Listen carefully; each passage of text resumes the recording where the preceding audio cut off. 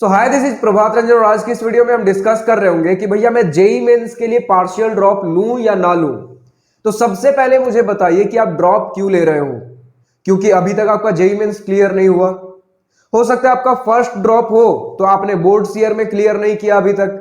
अगर आप अभी सेकेंड ड्रॉप लेने जा रहे हो तो आपने boards year plus first drop में अभी तक जेई मेंस क्लियर नहीं किया, यानी काफी कुछ गलतियां कर रहे थे अभी तक। या हो सकता है उतने ढंग का प्रिपरेशन नहीं था, उतना भी डेडिकेशन फोकस नहीं था। तो हो सकता है इन गलतियों में पार्शियल ड्रॉप एक और गलती निकलकर सामने आए। क्यों मैं बोल रहा हूं? क्योंकि उसके लिए पहले समझते पार्शियल ड्रॉप कहते किसे। पार्शियल ड्रॉप मतलब आप किसी भी कॉलेज में एडमिशन ले रहे हो और उसके साथ साथ जेई मेंस की तैयारी कर रहे हो। अब किसी भी कॉलेज में लोग बीएससी, बीकॉम, बीसीए तो बहुत कम चांसेज में चुनते हैं।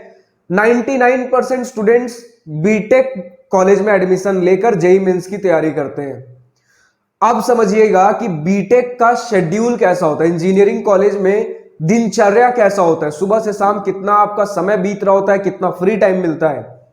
क्योंकि फ्री टाइम में ही तो आप प्रिपरेशन करोगे। तो सबसे पहले सुबह के 4 घंटे आपके थ्योरी क्लासेस में निकल रहे होंगे, उसके बाद आप लंच के लिए लौटोगे, उसके बाद आपके 2 से 3 घंटे लैब वाले क्लासेस होंगे। यानी सुबह के 6-7 बजे से लेकर शाम के 6 बजे तक आपका पूरा कॉलेज में जा रहा होगा। क्लासेज आपके 8 बजे से 5 बजे तक होंगे, बट सुबह फ्रेशन अप भी तो होना है। तो इतना समझ लीजिए आपके हाथ में नहीं है। फिर उसके बाद आओगे तो इतना सारा जो आप पढ़ रहे हो, इतना काम कर रहे हो, उसके बाद कुछ थकान होगी, तो कितना फोकस के साथ आप पढ़ पाओगे। मैं अपने बैच की बताऊं तो मेरे बैच में सिर्फ एक बंदा था जो एनआईटी जमशेदपुर में रह के पार्शियल ड्रॉप की तैयारी कर रहा था। एनआईटी जमशेदपुर में एडमिशन ले लिया उसने और अब उसके बाद जेई मेंस की तैयारी कर रहा है। इवेंचुअली हुआ क्या, कॉलेज का जो टाइम टेबल है, शेड्यूल है, उससे परेशान होकर उसने कॉलेज से ड्रॉप ले लिया, कॉलेज ही छोड़ दिया बीच में, क्योंकि प्रिपरेशन नहीं हो पा रहा था। अब हाँ, कुछ लोग हैं जो एनआईटी जमशेदपुर में जैसे बीआईटी सिंदरी जैसे कॉलेजेस से आए हैं, बट वहां उतना वर्कलोड नहीं होता, उतना अटेंडेंस नहीं चाहिए होता। तो हो सकता है आप जिस कॉलेज में जाओ उस कॉलेज में उतना करिकुलम उतना स्ट्रांग ना हो, उतना ज्यादा हेक्टिक ना हो, लेकिन वहां भी अगर आप फिर उतने रूल्स रेगुलेशन फॉलो नहीं करते हो, आप इवेंचुअली कर रहे हो जेई मेंस की ही प्रिपरेशन, तो मान लेते जेई मेंस नहीं निकला तो क्या, आपने फर्स्ट ईयर तो कॉलेज में कुछ पढ़ा ही नहीं। कॉलेज ने आपको छूट दे रखी थी, पर आपका खुद से तो फर्ज बनता है कॉलेज की पढ़ाई करे, सीजीपीए मेंटेन करे, कुछ स्किल्स डेवलप करें। तो आपने तो 1 साल का कॉलेज वहीं गवा दिया। लोग पार्शियल ड्रॉप इसीलिए लेते हैं ना कि अगर जेई मेंस नहीं निकला तो कम से कम कॉलेज कंटिन्यू होगा। आपने तो 1 साल ऐसे ही बर्बाद कर दिया। अगर जेई मेंस नहीं निकलता फिर क्या, कॉलेज लाइफ आपका 1 साल बर्बाद।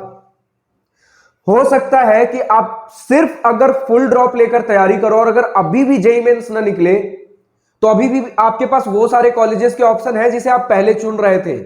हो सकता है 1 साल डिले हो जाए, फर्क नहीं पड़ता, जिंदगी बहुत लंबी है।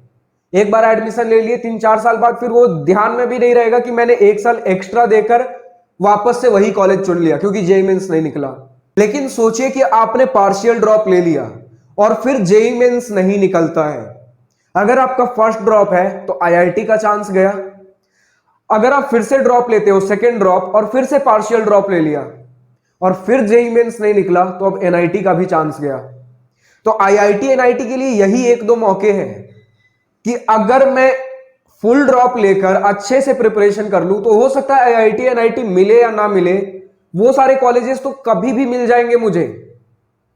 आज के डेट में लगेगा कि 1-2 साल वेस्ट हो गया मेरा, ना जेई मेंस निकला ना मैंने शुरू से बीटेक किया, बट फर्क नहीं पड़ता, क्या पता आईआईटी एनआईटी मिल गया होता। क्योंकि आईआईटी एनआईटी के लिए यही 1-2 साल है, बाकी सारे कॉलेजेस में आप कभी भी एडमिशन ले सकते हो। तो पार्शियल ड्रॉप मेरे हिसाब से कभी भी सजेस्टेड नहीं होता। सिलेक्शन रेट इसका बहुत कम है और जो बच्चे इसकी सीरियसली प्रिपरेशन करते हैं, क्योंकि यहां पर देखिए पार्शियल ड्रॉप लेने के बाद आप 2 नाव पे सवार हो, कॉलेज भी और जेई मेंस भी। यहां पर आपको प्रायोरिटी देनी पड़ेगी। आप दोनों की प्रिपरेशन कर रहे हो, कॉलेज की भी और जेई मेंस की भी, लेकिन एक प्रायोरिटी देनी पड़ेगी कि मैं कॉलेज पे ज्यादा फोकस करूं या जेई मेंस पे। और जो बंदे कॉलेज पे ज्यादा फोकस करते हैं फिर जेई मेंस भूलना ही पड़ता है, क्योंकि आपने भी 2 साल तैयारी की, आपको पता है जेई मेंस कितना टाइम मांगता है।